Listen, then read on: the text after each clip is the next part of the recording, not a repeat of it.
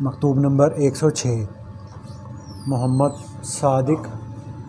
کشمیری کو تحریر فرمایا وعلیکم السلام اس بیان میں کہ اس گروہ یعنی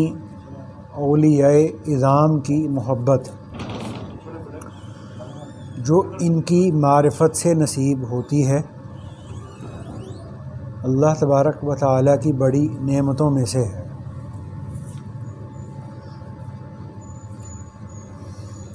آپ کا پسندیدہ مکتوب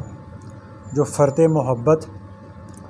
اور کمال دوستی سے لبریز تھا موصول ہوا للہ سبحانہ الحمد والمنۃ ذالک، یعنی اس پر اللہ سبحانہ کا شکر اور احسان ہے۔ اس گروہ یعنی اولیاء اعظام کی محبت جو ان کی معرفت سے نصیب ہوتی ہے اللہ تبارک و تعالیٰ کی بڑی نعمتوں میں سے ہے۔ دیکھیے اب کس صاحب دولت کو اس نعمت سے مشرف فرماتے ہیں۔ شیخ الاسلام ہروی رحمۃ اللہ علیہ فرماتے ہیں الہی یہ کیا معاملہ ہے جو تو نے اپنے دوستوں کے ساتھ کیا ہے کہ جس شخص نے ان کو پہچان لیا اس نے تجھ کو پا لیا، اور جب تک اس نے تجھے نہ پایا ان کو نہ پہچانا۔ اس گروہ کے ساتھ بغض رکھنا زہر قاتل ہے، اور ان پر طعن کرنا ہمیشہ کی محرومی کا سبب ہے۔ اللہ سبحانہ ہمیں اور آپ کو اس آزمائش سے محفوظ فرمائے۔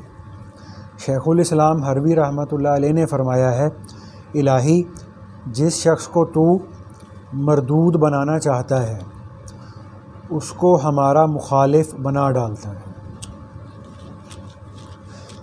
یہ آگے فارسی کے شعر کا ترجمہ ہے، یہ غالباً جلال الدین رومی رحمۃ اللہ علیہ کا شعر ہے۔ ترجمہ ہے حق تعالی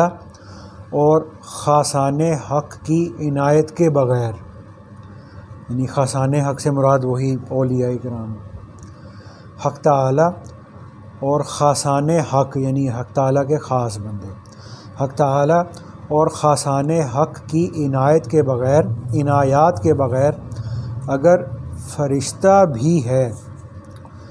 تو اس کا ورق یعنی اعمال نامہ سیاہ ہے۔ یہ رجوع اور انابت جو اللہ سبحانہ و تعالیٰ نے آپ کو نئے سرے سے عطا فرمایا ہے اسے آپ بہت بڑی نعمت تصور فرمائیں اور اللہ سبحانہ سے اس پر استقامت طلب کریں۔ والسلام علی من اتبع الہدی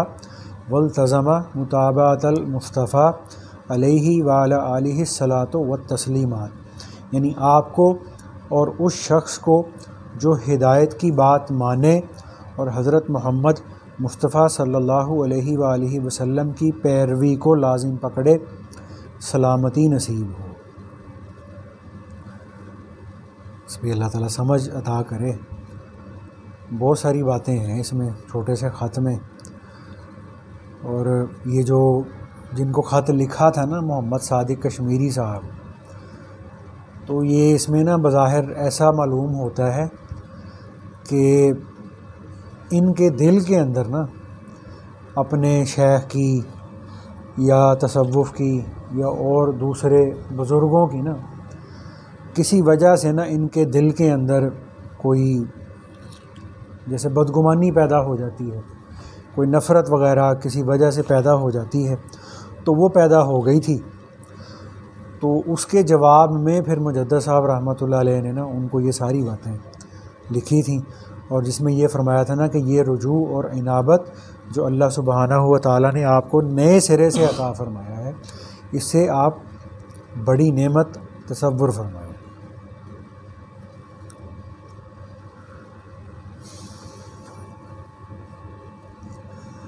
اصل میں نے بھی یہ بات پہلی دفعہ کرنے لگا ہوں آج جو میں نے اب کرنی ہے۔ جیسے کوئی بھی فن ہوتا ہے نا، یا کوئی بھی علم ہوتا ہے، کوئی بھی راستہ ہوتا ہے، جیسے اس کے نا کچھ اصول اور ضوابط ہوتے ہیں. تو جب تک آدمی ان اصولوں اور ضوابط کی پوری پابندی کرتا ہے تو اس کو اس راستے کا فائدہ حاصل ہوتا ہے. تو اگر وہ ان اصولوں اور ضوابط کی پابندی نہیں کرتا تو پھر ظاہر ہے اس کو اس راستے کا نا پورا فائدہ نہیں ہوتا. اسی طرح سے یہ جو جس کو ہم تصوف کہہ لیتے ہیں یا تزکیے کی محنت کہہ لیتے ہیں، اس کا بھی ایک جو بہت بڑا اصول یا ایک بہت بڑا جو ضابطہ ہے نا،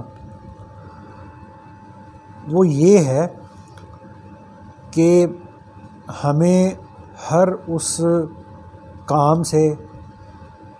یا ہر اس عمل سے یا فعل سے بچنا چاہیے جس کام، عمل یا فعل کی وجہ سے ہمارے شیخ کے دل کے اندر نا ہمارے لیے کوئی کدورت پیدا ہو جائے. جس کو کہتے ہیں نا سب سے بڑا اصل سب سے بڑی اصل جو ہے نا وہ تصوف، وہ یہ چیز ہے.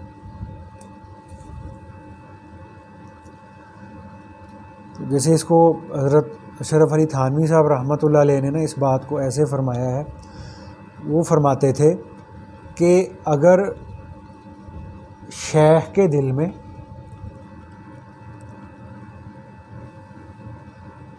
تمہارے لیے کوئی کدورت پیدا ہو گئی، اگرچہ تم اس بات میں قصوروار بھی نہیں تھے، تو پھر بھی شیخ کے دل کے اندر تمہارے لیے جو کدورت پیدا ہو گئی ہے نا وہ رنگ لائے بغیر رہتی نہیں ہے. تو یہ ایسی چیز ہے.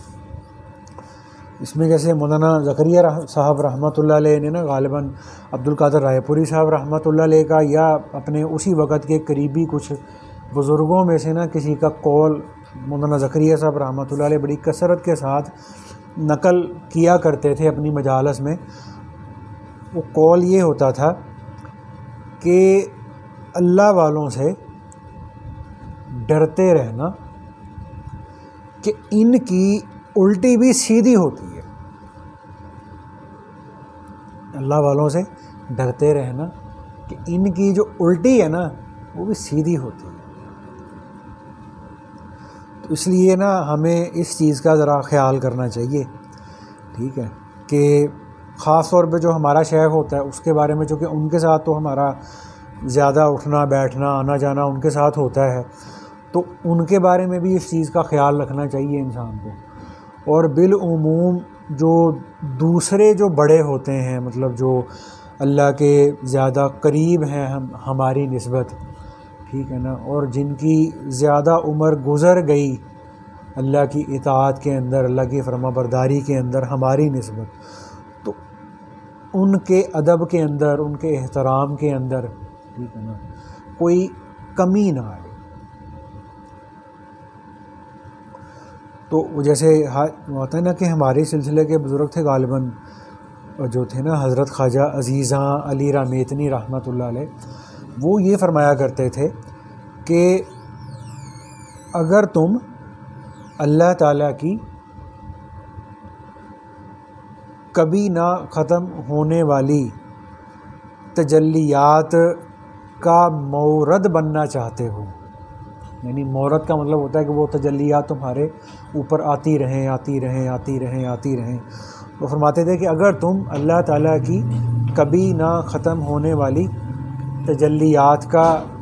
مورد بننا چاہتے ہو تو یہ کر لو کہ کسی اللہ والے کے دل میں نا اپنی تھوڑی سی جگہ پیدا کر لو. مطلب کیا تھا کہ کوئی ایسا عمل، کوئی ایسا فعل، کوئی ایسا کام کہ اس اللہ کے مقرب بندے کے دل کے اندر تمہاری محبت پیدا ہو جائے. تو جب اس المقرب بندے کے دل کے اندر کسی کونے کے اندر تمہاری جگہ بھی ہوگی تو پھر ایسے جو اللہ کے مقرب بندے ہوتے ہیں کہ ان کے دل کے اوپر اللہ کی طرف سے روزانہ 70 دفعہ رحمت اور محبت کی نظر اٹھتی ہے ان دلوں کی طرف۔ تو جب اس دل کے کسی کونے میں کسی کھدرے کے اندر تم بھی موجود ہوگے تو تمہیں بھی اللہ تعالیٰ کی اس رحمت اور محبت والی نظر میں سے حصہ مل جائے گا، جس کو ہمارے مجدد صاحب رحمۃ اللہ علیہ یہ بھی اس طرح بھی فرماتے ہوتے ہیں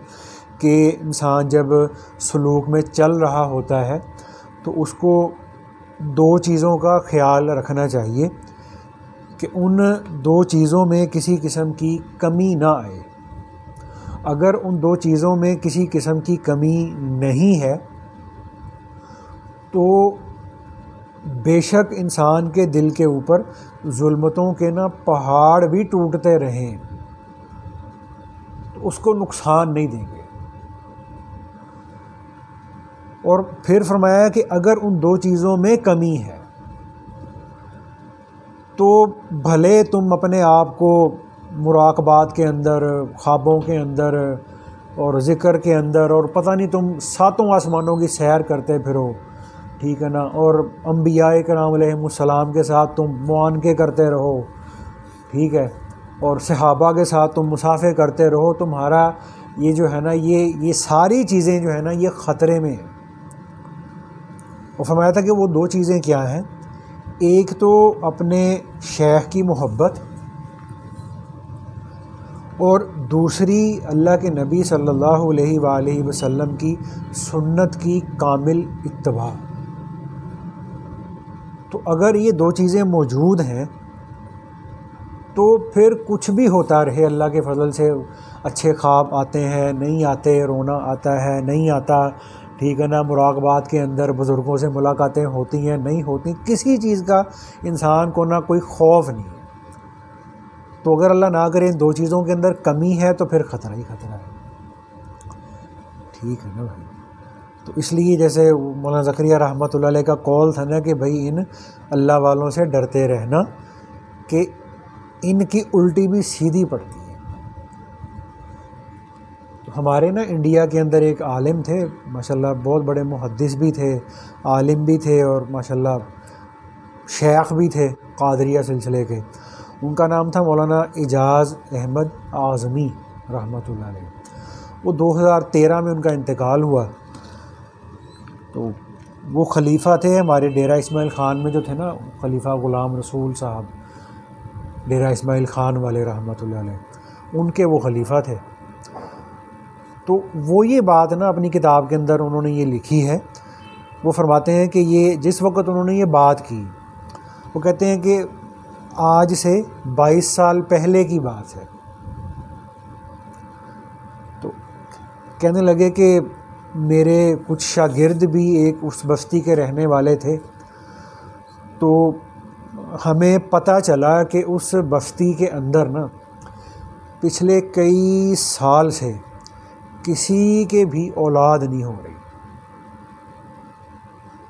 کئی سال سے۔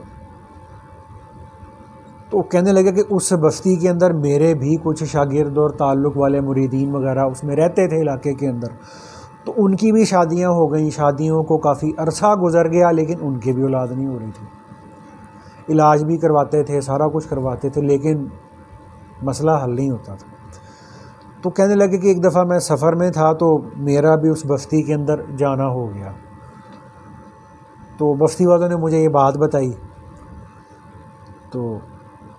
کہنے لگے کہ پھر بستی والوں نے یہ بھی کہا کہ جی بہت عرصہ ہو گیا یہاں پہ نا اس بستی میں نا کوئی بزرگ آئے تھے، تو یہ جو بستی والے لوگ تھے نا ان بستی والوں نے نا ان بزرگوں کے ساتھ کافی زیادہ نا بدتمیزی کا مظاہرہ کیا تھا، بہت زیادہ نا، جیسے ان کی انسلٹ بھی کی، ان کو دھکے بھی دیے۔ اور وہ بستی والے کہنے لگے کہ جب وہ اس بستی سے جا رہے تھے نا مطلب،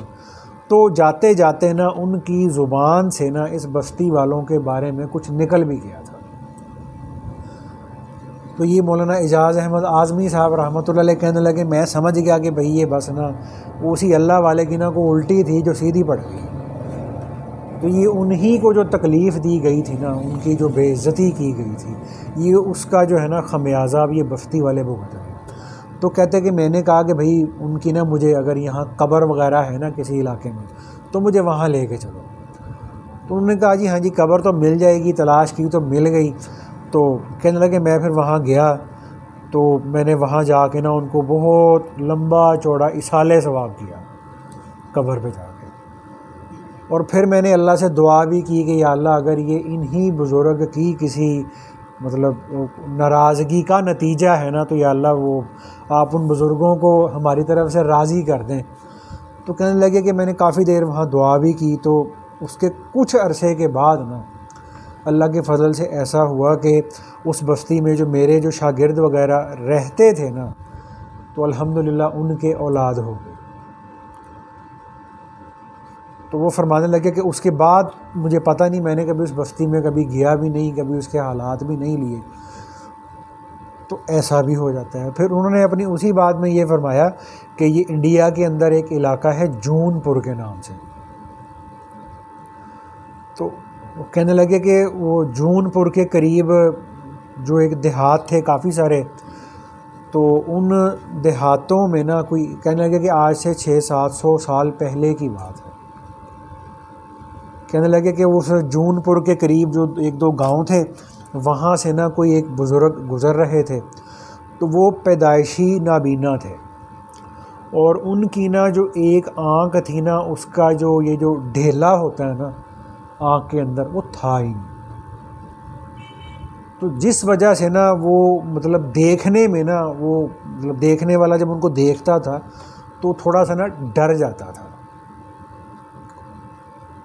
تو وہ کہنے لگے کہ ایک دفعہ وہ ایسے ہی سفر میں جا رہے تھے کہیں، تو لیکن تھے وہ بڑے اللہ والے باقاعدہ جو تھے. وہ کہتے کسی بزرگوں سے نا ان کو اجازت بھی تھی، خلیفہ بھی تھے کسی کے. تو کہنے لگے گاؤں سے گزر رہے تھے تو سفر کرتے ہوئے نا گاؤں میں انہوں نے کسی سے نا پانی مانگا. تو جب پانی مانگا تو انہوں نے بظاہر ان کا وہ جو ان کا چہرہ دیکھا، ان کی آنکھ کا ڈھیلا سا دیکھ کے نا تو وہ گاؤں والوں نے جو کسان تھے ان کا جاؤ بابا بھاگ جائے یہاں سے، کوئی پانی نہیں ہے یہاں پہ، جلدی کر نکل یہاں سے. تو وہ جو بزرگ تھے انہوں نے کہا اچھا پانی نہیں ہے تو اب یہاں پانی ہوگا بھی نہیں. تو اتنا کہہ کہ وہ آگے چلے گئے. تو کہتے آگے گئے تو اگلے گاؤں کے اندر جو تھا نا وہ کچھ خواتین جیسے کھیتوں میں کام کر رہی تھیں. تو انہوں نے ان سے پانی مانگا کہ پیاسا ہوں، دور سے آیا ہوں، تو اگر پانی مل جائے تو بڑی مہربانی ہوگی. تو ان خواتین کے پاس وہ کافی سارا دودھ رکھا ہوا تھا برتن کے اندر. تو انہوں نے کہا بابا جی کوئی بات نہیں، آپ بیٹھو، پانی نہیں ہم آپ کو انشاءاللہ دودھ پلاتے ہیں. تو انہوں نے ان کی کافی ساری خاطر تواضع کی. تو ان بزرگوں نے نا ان عورتوں سے پوچھا کہ بھائی اس گاؤں کا نام کیا ہے. ان عورتوں نے یہ کہا کہ بابا جی اس گاؤں کا نام ہے دریا پور. دریا پور جس میں کہتا ہے ملک پور، حاصل پور. تو انہوں نے کہا کہ جی اس گاؤں کا نام ہے دریا پور. تو ان بزرگوں کی زبان سے نکلا اچھا اگر یہ دریا پور ہے نا تو یہاں اب دودھ کے دریا بہیں گے. تو وہ اتنا کہہ کہ وہ آگے چلے گئے. تو اس کے بعد آتا ہے کہ وہ جس گاؤں میں انہوں نے کہا تھا نا کہ اچھا پانی نہیں ہے تو اب یہاں پانی کبھی ہوگا بھی نہیں. تو کہتے ہیں کہ اس علاقے میں کتنا ہی گہرا کنواں بھی کھود لیا جائے نا اب تک بھی تو اول تو پانی نکلتا ہی نہیں ہے، اور اگر پانی نکل بھی آئے بہت زیادہ مطلب شد و مد کے بعد تو وہ پانی قابل استعمال نہیں ہوتا. اور جس گاؤں کے بارے میں انہوں نے کہا تھا کہ جی اچھا یہ دریا پور ہے تو یہاں دودھ کے دریا بہیں گے، تو مولانا اعجاز احمد اعظمی صاحب رحمۃ اللہ علیہ کہنے لگے کہ اس بات کو آج 600-700 سال گزر چکے ہیں. تو اس طرف کے جو دیہاتوں والے ہیں نا ان کا یہ تجربہ ہے کہ مثال کے طور پہ وہ کہتے ہیں کہ جس گاؤں کی جو بھینس ہے نا اس کا روزانہ مثال کے طور پہ 2 کلو دودھ دینے کا معمول ہے. وہ بھینس ہے وہ 2 کلو دودھ دیتی ہے، تو اگر اس گاؤں میں لے جا کے اس بھینس کا دودھ دوہا جائے تو وہ 2.25 اور 2.5 کلو ہو جاتا ہے۔ اور جتنی دیر تک باہر کے کسی گاؤں کی بھینس اس گاؤں میں رہتی ہے، اس کا جو دودھ دینے کی وہ جو ایک کوانٹٹی ہوتی ہے نا، اس میں اضافہ ہو جاتا ہے۔ اور جب وہ بھینس اس گاؤں سے نکال لی جاتی ہے تو اس کے وہ جو دودھ کی وہ جو ایک کوانٹٹی ہوتی ہے نا، وہ اپنی پہلے والی حالت پہ آ جاتی ہے۔ تو وہ کہنے لگے کہ پھر اس کے بعد وہ تیسرے گاؤں میں گئے تو اس گاؤں کا نام تھا سونگر۔ تو وہ گاؤں والوں جو تھے انہوں نے جو ہے وہ ان کی کافی خاطر مدارت کی، ان کو اپنے پاس ٹھہرا بھی لیا، اور آتا ہے کہ پھر انہوں نے جو تھی نا اپنی وہاں مسجد کے ساتھ اپنی خانقاہ بھی اسی علاقے میں بنائی، اور پھر اسی علاقے کے اندر ہی وہ فوت ہوئی۔ تو اس لیے یہ جو ہوتی ہے نا کہ یہ اللہ کے جو مقرب لوگ ہوتے ہیں، تو مطلب نا کہ ان کی اگر انسان کو دعا لگ جائے تو وہ بھی پھر نسلوں تک چلتی ہے، اور اگر اللہ نہ کرے ان کی طرف سے کوئی بد دعا لگ گئی، ان کی طرف سے کوئی جو ہے نا وہ ایسا جملہ نکل گیا کسی کے لیے، تو پھر اس کے جو برے اثرات ہوتے ہیں نا وہ بھی نسلوں تک چلتے ہیں۔ تو جس بات کو بنیاد بنا کے نا یہ ہمارے مولانا زکریا رحمۃ اللہ علیہ یہ فرمایا کرتے تھے کہ ان اللہ والوں سے ڈرتے رہنا کہ ان کی الٹی بھی سیدھی پڑتی ہے۔ اور پھر وہ آتا ہے نا کہ وہ جو جس گاؤں میں گئے تھے نا سونگر میں، تو اس گاؤں میں نا وہ کہتے ہیں کہ آج تک نا ایک نا اس گاؤں کی اس گاؤں میں نا ایک سانپ پایا جاتا ہے، اس سانپ کا نام ہے چیتر۔ تو وہ کہتے ہیں کہ وہ سانپ اس قدر زہریلا ہے کہ اگر اس نے کسی کو ڈس لیا تو اگر تو جو ہے نا وہ آدھے گھنٹے کے اندر، تقریباً کم و بیش آدھے گھنٹے کے اندر اگر اس کا کوئی توڑ یا علاج کر لیا گیا تو بندہ بچ جاتا ہے، ورنہ بندہ مر جاتا ہے۔ اور اس طرف کے جو جون پور کے جو دیہات وغیرہ تھے نا، ان دیہاتوں کے اندر اس سانپ کے زہر کے جو قصے تھے وہ ہر کسی کی زبان پہ ہوتے تھے۔ تو وہ کہتے ہیں کہ وہ جب اس گاؤں میں انہوں نے اپنا جو قیام کیا اور وہاں اپنی خانقاہ بنائی، تو ان کے حالات میں آتا ہے کہ وہ ایک دفعہ مسجد سے نکل رہے تھے تو جوتا پہننے لگے، تو ان کا کوئی جوتا بند ہوتا تھا اور کافی بڑا سا جوتا تھا۔ تو جب وہ جوتا پہننے لگے تو کسی نے کہا حضرت آپ کے گاؤں میں آپ کے جوتے میں نا چیتر سانپ ہے، دھیان سے۔ تو ان بزرگوں کی نا کہتے ہیں زبان سے نکلا، ارے یہ چیتر نہیں ہے، یہ تو کیچوا ہے۔ کیچوا ہوتا ہے باریک سا دھاگے جیسا، اکثر وہ دیکھا ہوگا بارش میں نکل آتے ہیں، باریک باریک سے دھاگے کی طرح کے ہوتے ہیں اور وہ بے ضرر ہوتے ہیں، ان کا کوئی اتنا نقصان نہیں ہوتا۔ تو انہوں نے کہا کہ یہ چیتر نہیں، یہ تو کیچوا ہے، کیچوا۔ تو کہنے لگے کہ بس ان کی زبان سے یہ بات نکلنے کی دیر تھی کہ اس گاؤں کے اندر جتنے بھی چیتر سانپ اس وقت سے لے کے آج تک موجود ہیں وہ کسی کو ڈستے نہیں ہیں، اور کہتے ہیں کہ اگر وہ سانپ کسی کو ڈس لے تو اس کی کسی کو تکلیف نہیں ہوتی۔ اور اس گاؤں کے بارے میں آتا ہے کہ اگر اس گاؤں کے باہر کسی کو چیتر سانپ نے کاٹ لیا اور فوراً ہی یعنی 5-10 منٹ کے اندر اگر اس کو سونگر گاؤں میں لے آتے تھے تو وہ ڈسا ہوا آدمی بغیر کسی علاج کے اللہ اس کو ٹھیک کر دیتے تھے، ایسا ہوتا ہے۔ تو کہنے لگے وہ جو مولانا اعجاز احمد اعظمی صاحب رحمۃ اللہ علیہ کہنے لگے کہ میں بھی اس گاؤں میں گیا تھا، تو کہتے میں بڑا حیران ہوا کہ لوگ جو تھے نا اس سانپ کو کسی نے بازو میں لپیٹا ہوا ہے، کسی نے جو ہے وہ ہاتھ میں لپیٹا ہوا، کسی نے وہ گردن میں ڈالا ہوا ہے، اور کہنے لگے وہ میرے پاس نا اس سانپ کو مسجد میں لے آئے، کہنے لگے حضرت آپ بھی اس کو اٹھا لیں، پکڑ لیں۔ کہتے مجھے بڑا خوف سا بھی آئے اور گھن سی بھی آئے۔ کہتے میں نے کہا کہ یار اس کا یہ مطلب نہیں ہے کہ اگر یہ سانپ ڈستا نہیں ہے تو اس کو کوئی بندہ کھیل بنا لے۔ تو کہتے بھائی میں تو نہیں اس کو ہاتھ لگاتا۔ تو کہتے آج 600-700 سال گزر چکے ہیں، ٹھیک ہے نا، تو وہاں پہ جو چیتر سانپ ہے نا اس گاؤں میں کاٹتا نہیں ہے۔ پھر یہی جو ہمارے اعجاز الرحمان اعظمی صاحب رحمۃ اللہ علیہ تھے، یہ کہتے تھے کہ ہم جب دیوبند میں پڑھتے تھے نا، طالب علم تھے، تو کہتے ہیں ہم جب مدرسے میں پڑھتے تھے تو کہتے دیوبند قصبے کے اندر نا بچھو بہت زیادہ ہوتے تھے، بہت زیادہ بچھو ہوتے تھے. اور بچھو کے بارے میں آتا ہے کہ یہ سانپ سے بھی بعض اوقات اس کا جو ڈنگ ہے نا وہ زہر میں زیادہ ہوتا ہے. تو کہتے بہت کثرت کے ساتھ بچھو ہوتے تھے. لیکن دیوبند قصبے کے اندر کبھی کسی کو کسی بچھو نے ڈسا نہیں تھا. کہتے کہ ایک دفعہ ایسا ہوا، ہم جب مدرسے میں پڑھتے تھے دیوبند میں، تو ہم جب بقرعید کی چھٹیوں کے بعد دیوبند میں آئے دوبارہ، تو کہتے میرا ہی جو ایک دوست تھا، تو سردیوں کے دن تھے، تو کہتے جب وہ صبح فجر کے ٹائم اپنے بستر سے اٹھا تو اس کے بستر میں 4 بچھو مرے ہوئے پڑے تھے. لیکن اس نے نا، وعلیکم السلام، ان میں سے کسی بچھو نے اس کو ڈسا نہیں. تو یہ جو اعجاز الرحمان اعظمی صاحب رحمۃ اللہ علیہ تھے، کہنے لگے جب ہم یہ کثرت کے ساتھ یہ بچھو دیکھتے تھے نا اپنے دیوبند کے اندر، لیکن وہ کسی کو کہتے کچھ نہیں تھے، تو کہنے لگے ہمارے جو تھے نا اس وقت میں جو دارالعلوم دیوبند کے جو محتمم تھے، شاید مفتی محمود حسن گنگوہی رحمۃ اللہ علیہ، شیخ الحدیث بھی یہی تھے اور دارالعلوم دیوبند کے بڑے مفتی بھی یہی تھے، اور یہ مولانا زکریا صاحب رحمۃ اللہ علیہ کے بڑے خلفاء میں سے بھی تھے. تو مولانا زکریا صاحب رحمۃ اللہ علیہ کے بارے میں آتا ہے کہ جب بھی وہ پوری دنیا میں جس ملک کے اندر بھی اعتکاف کیا کرتے تھے، تو اس اعتکاف کے اندر جو دوپہر کے وقت میں 12 بجے ظہر سے پہلے جو بیان ہوتا تھا وہ مفتی محمود حسن گنگوہی رحمۃ اللہ علیہ کا ہوا کرتا تھا. اور جیسے حضرت جی بھی کہا کرتے ہیں نا کہ جب وہ فیصل آباد دارالعلوم میں اعتکاف کیا تھا انہوں نے، تو کہتے کہ وہ ان کی کوئی کرامت ہوتی تھی یا کیا ہوتا تھا، ان کا بیان پورے 1 گھنٹے کا ہوتا تھا. حالانکہ کہتے ہیں ہم دیکھتے تھے کہ ان کے سامنے بھی کوئی گھڑی نہیں ہے،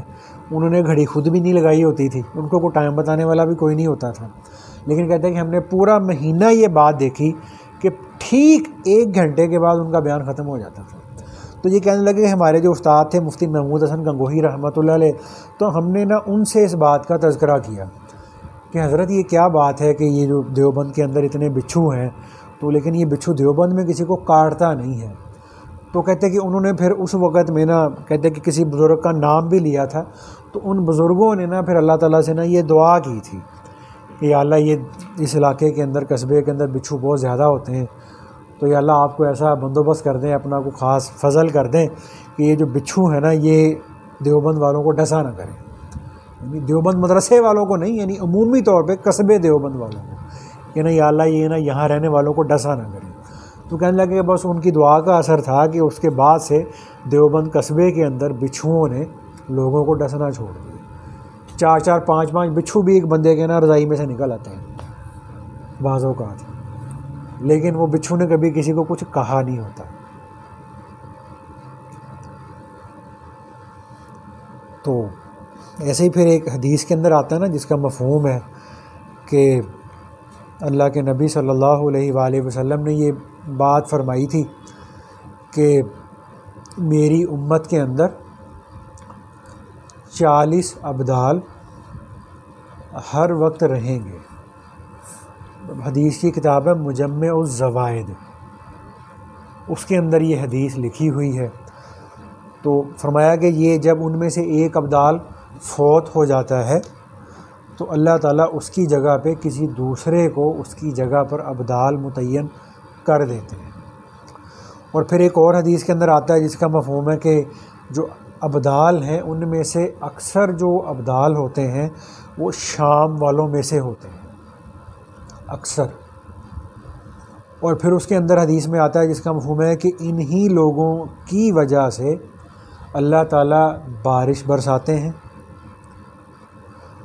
اور انہی لوگوں کی وجہ سے اللہ تعالیٰ لوگوں کی دعائیں قبول کرتے ہیں اور اللہ ان کی مدد کرتے ہیں. تو ہمیں اکثر یہ شوق رہتا ہے کہ یہ جی وہ ابدال کیا ہوتا ہے اور کتب کیا ہوتا ہے، ٹھیک ہے نا جی، اور غوث کیا ہوتا ہے. تو اب جو بڑے درجے کے جو محدثین ہیں انہوں نے یہ کہا ہے کہ یہ جو ابدال کا جو لفظ ہے یا ابدال کا جو ایک منصب ہے یہ احادیث کے اندر آتا ہے. اور یہ جو ہم اس طرح کے یہ جو ہم نے جتنے ابھی واقعات جو پڑھے سنے ہیں نا، تو یہ جو لوگ ہوتے ہیں نا یہ ابدال ہوتے ہیں. اور اللہ تعالیٰ نے اس امت کے اندر یہ جو سلسلہ ہے آج بھی جاری ہے، اور قیامت تک یہ اللہ کے فضل سے نا یہ جو ابدال ہیں ان کا سلسلہ جاری رہے گا۔ تو باقی ان کے متعلق بہت ساری جو ہے نا وہ لوگ عقیدت کے اندر غلو کے اندر آ کے نا وہ عجیب و غریب قسم کی باتیں مشہور کر دیتے ہیں۔ تو جو بات غلط ہے وہ تو غلط ہی ہے، اس کے غلط ہونے میں تو کوئی شک شبہ نہیں ہوتا۔ اور پھر وہ آتا ہے نا کہ جب غزوہ بدر ہوئی تھی تو غزوہ بدر کے موقع پر جو صحابہ کرام نے جو مشرکین کو قید کیا تھا، پکڑ لیا، گرفتار کر لیا تھا، تو اس موقع پر آپ صلی اللہ علیہ وسلم نے صحابہ کرام سے یہ مشورہ لیا تھا کہ بھئی ہم نے یہ جو غزوہ بدر کے اندر جو قیدی پکڑے ہیں نا مشرکین کے، ان کو کیا کیا جائے۔ تو حضرت عمر رضی اللہ تعالیٰ عنہ نے یہ رائے دی تھی، کہا کہ یا رسول اللہ، ہم نے جتنے بھی یہ بدر میں قیدی گرفتار کیے ہیں نا، یہ ہم مسلمانوں میں سے نہ کسی کے رشتہ دار ہی ہیں، تو ایسا کیا جائے کہ ہر مشرک قیدی کو اس کے مسلمان رشتہ دار کے حوالے کر دیا جائے تاکہ وہ اپنے مشرک رشتہ دار کی گردن اپنے ہاتھ سے اتارے، یعنی ان کو قتل کرے، خود قتل کرے۔ تو ابو بکر رضی اللہ تعالیٰ عنہ سے پوچھا آپ صلی اللہ علیہ وسلم نے کہ ابو بکر تم بتاؤ ان کا کیا کیا جائے۔ تو حضرت ابو بکر صدیق رضی اللہ تعالیٰ عنہ نے کہا یا رسول اللہ، میرا یہ خیال ہے کہ ان کو قتل نہ کیا جائے، اور ان کو یعنی ان کے ساتھ یہ کیا جائے کہ ان کو جو ہے نا وہ فدیہ وغیرہ لے کر ان کو چھوڑ دیا جائے، کہ ہو سکتا ہے کہ بعد میں ان میں سے کوئی لوگ مسلمان ہو جائیں، تو ان کو قتل نہ کیا جائے۔ تو اللہ کے نبی صلی اللہ علیہ وسلم نے حضرت ابو بکر صدیق رضی اللہ تعالیٰ عنہ کی رائے کو پسند کیا اور فرمایا کہ ابو بکر کی مثال ابراہیم علیہ السلام کے جیسی ہے۔ اور حدیث کے اندر یہ الفاظ بھی آتے ہیں کہ یہ جو ابدال ہوتے ہیں، جو 40 ابدال ہوتے ہیں، ان کے دل ابراہیم علیہ السلام کے دل کی مانند ہوتے ہیں۔ اور پھر حضرت عمر رضی اللہ تعالیٰ عنہ کے بارے میں فرمایا کہ عمر کی جو مثال ہے وہ نوح علیہ السلام کے دل کی مثال ہے، کہ جیسے نوح علیہ السلام نے جو تھا نا وہ چونکہ ان کے اندر ذرا جلال کا غلبہ تھا، تو انہوں نے جب اپنی امت کے لیے دعا مانگی تو مانگا تھا ربی لا تذر علی الارض من الکافرین دیارا، کہ یا اللہ یہ ان میں سے نا ایک بھی کافر کو زندہ نہ چھوڑ، سارے ہی ان پہ نا عذاب آئے۔ اور ابو بکر رضی اللہ تعالیٰ عنہ کی جو مثال دی گئی وہ ابراہیم علیہ السلام کے دل کے ساتھ دی گئی، ٹھیک ہے۔ اور ابدال کے بارے میں بھی حدیث کے اندر یہی فرمایا گیا کہ ابدال کے جو دل ہیں ان کے دل ابراہیم علیہ السلام کے دل کے مشابہ ہوتے ہیں۔ اور پھر محدثین نے یہ بات فرمائی ہے کہ ابراہیم علیہ السلام کی زندگی کے اندر ایک بہت نمایاں جو ایک خوبی اور صفت تھی وہ ان کی نرم دلی کی اور ان کی شفقت کی تھی، کہ ابراہیم علیہ السلام کو اللہ تعالیٰ نے بہت زیادہ شفقت کرنے والا اور بہت زیادہ نرم دل اور رحم دل بنایا تھا۔ اور اسی طرح سے ابو بکر صدیق رضی اللہ تعالیٰ عنہ کی بھی زندگی اگر ہم پڑھتے ہیں تو ابو بکر صدیق رضی اللہ تعالیٰ عنہ کی زندگی کے اندر بھی نرم دلی اور رحم دلی کی جو صفت ہے اس کا غلبہ نظر آتا ہے،